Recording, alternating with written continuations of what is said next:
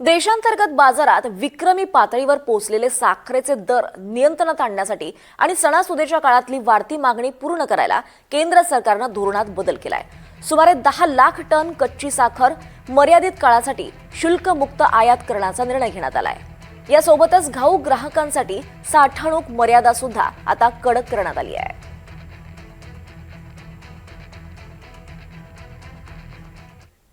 दरम्यान दूध आणि पनीरसह वेगवेगळ्या पदार्थातल्या भेसळीनंतर आता तुकाराम मुंढेंनी आपला मोर्चा खाद्य तेलाकडे वळवलाय। आम्ही safe food safe drug safe Maharashtra मोहिमेअंतर्गत काम करत आहोत असं सांगत आता एफडीए आयुक्त तुकाराम मुंढेंनी खाद्य तेलाचा मुद्दा हाती घेतलाय। खाद्य तेलाबाबत जे स्टँडर्ड आहेत त्याची तपासणी आता केली जाईल अशी माहिती मुंढेंनी दिली आहे। तसंच खाद्य तेलामध्ये स्टँडर्ड तपासणीनंतर भेसळ आणि इतर प्रकारच्या काही गोष्टी सापडल्यात असं सुद्धा त्यांनी सांगितलंय। खाद्यतेलाच्या वापरामध्ये नियमांचं उल्लंघन केलं तर 7 वर्षांपासून आजन्म शिक्षेची तरतूद असल्याची माहिती सुद्धा त्यांनी दिली आहे। त्यासोबतच भेसळ केल्यास 10 लाखांपर्यंत दंड तर दिशाभूल करणाऱ्या जाहिरातींसाठी 10 लाखांपर्यंत दंड असल्याचं सुद्धा मुंढेंनी सांगितलं आहे।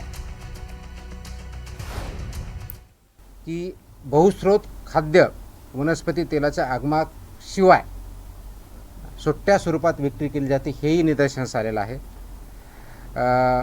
वापरलेल्या गंजलेल्या अथवा अनयोग्य नसलेल्या डब्यामध्ये खाद्यतेलाचं पुन्हा भरणा करून त्याची विक्री केली जाते, ते पण अलाउड नाही। अशाही गोष्टी निदर्शनास आलेल्या आहेत। जे फूड ग्रेड मटेरियल नाही आणि अन्न योग्य नसलेल्या वेष्टनाचा वापर व तळलेले आणि तेलयुक्त अन्न वृत्तपदार्थ गुंडाळणे असाही प्रकार आढळलेला आहे।